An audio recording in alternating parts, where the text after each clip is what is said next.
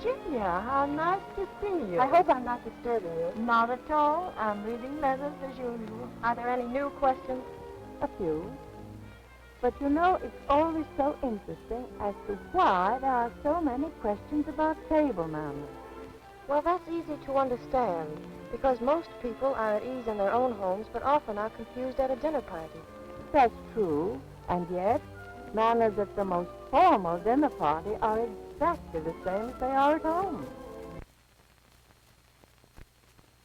This is a correctly set place at a dinner table. The silver, as you see, has been arranged according to courses. There should never be more silver than there are courses for which it's intended. For each course, you take the implement furthest from your plate. Croutons are sprinkled into the soup. Crackers are served as such things as clam chowder or oyster stew, in which event it is proper to crumble them, if not too many at a time. You will be provided with a large spoon if your first course is served in a plate. This is eaten with the right hand, and therefore the correct implement is furthest from your plate on the right. You fill the spoon by dipping it away from you, and then sip from the side. If you wish to take the last spoonful of soup, you may tip the plate like this. If soup is served in a cup, it may be eaten this way.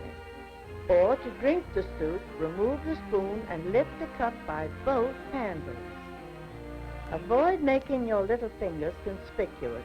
Let them relax. Unlike the large spoon, which is to be left in the plate when you're finished, leave the small spoon in the saucer of the cup. In a house without a maid, the meat is served by the host and passed round the table. Do not begin eating until your food for that course is on your plate. While waiting, you perhaps eat a piece of bread. Break it like this and hold it against the rim of your plate to butter it, or on your bread and butter plate, which is always on your left. Help yourself by using a serving spoon in your right hand and assisting with the serving fork in your left. Then place the spoon and fork together at the side of the dish and pass it on. Remember to place each dish passed to you on the table to your left. This provides free use of your right hand. Cut small bite-sized pieces of the meat and eat each separately. Try not to talk or take a drink of anything while you have food in your mouth. Eat as quietly as possible. It is proper to push your fork against a small piece of bread to you in picking up last morsels of food. A small piece of bread may also be used to finish the gravy that is left on your plate. If you pass your plate for a second helping, place the implements to the right and well up on the plate so they will not slip off, and also to provide ample room for more food. Salad may be served either as a separate course, such as this, or it may be placed on the table before you sit down.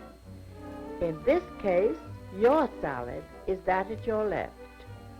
If a knife is provided, its blade must be of silver or stainless steel. It is absolutely correct to cut your salad with a knife.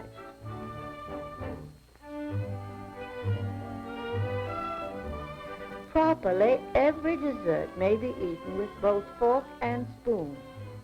If you're served a whole peach, such as this, hold it securely with the fork in your left hand and cut the fruit around the pit with the spoon in your right.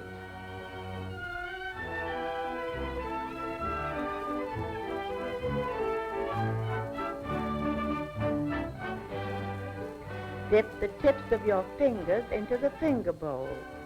It is correct to pat your lips with your moistened fingers and dry both fingers and lips with your napkin. Among the difficult foods to handle gracefully is spaghetti. It is usually served in long strands covered with sauce and sprinkled with grated cheese. You can manage it best by using the side of your plate as a barricade and twisting it into a bite-sized roll. Practice makes perfect in this operation. If a strand comes loose from your fork, put your fork back into your plate and twist it until all strands are again secured. It is true that asparagus is classified as a finger food, but it is much better table manners to cut the tips and the stalks as far as edible with your fork. It is always better not to risk eating asparagus with your fingers. By using your fork in this manner, you can be sure that at no time will you appear ungraceful. It is always correct to use your spoon and fork for eating any cream-filled dessert. Again, hold it with your fork and cut and eat with your spoon. Managed this way, you will easily control it. Make frequent use of your napkin if dessert is a sticky one, such as this.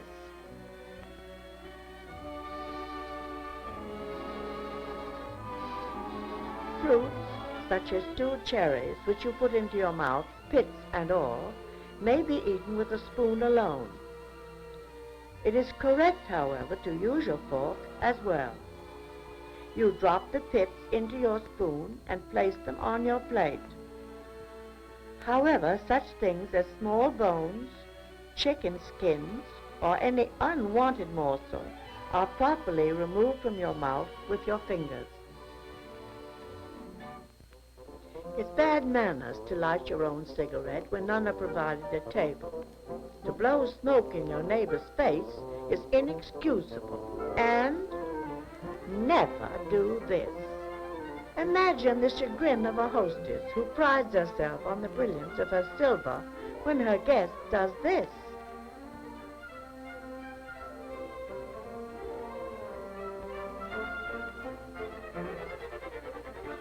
And adds insult to injury by being suspicious of the glassware.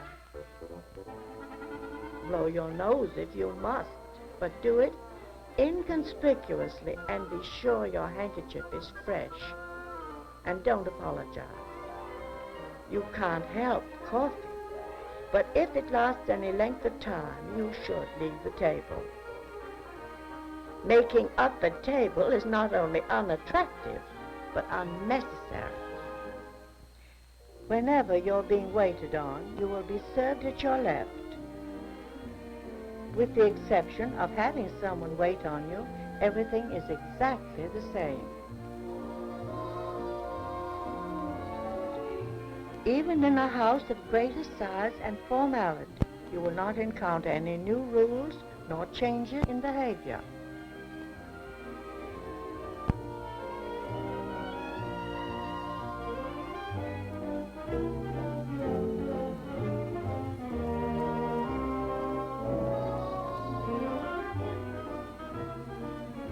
The beverage which you accept will be poured for you in its correct glass.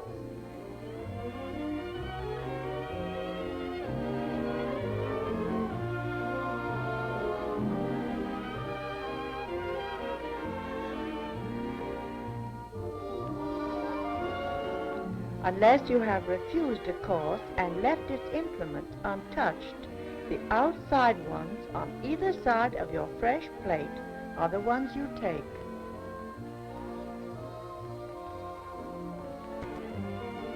There will be no silver remaining at your place when you have come to the dessert course. The implements for this will be on the plate.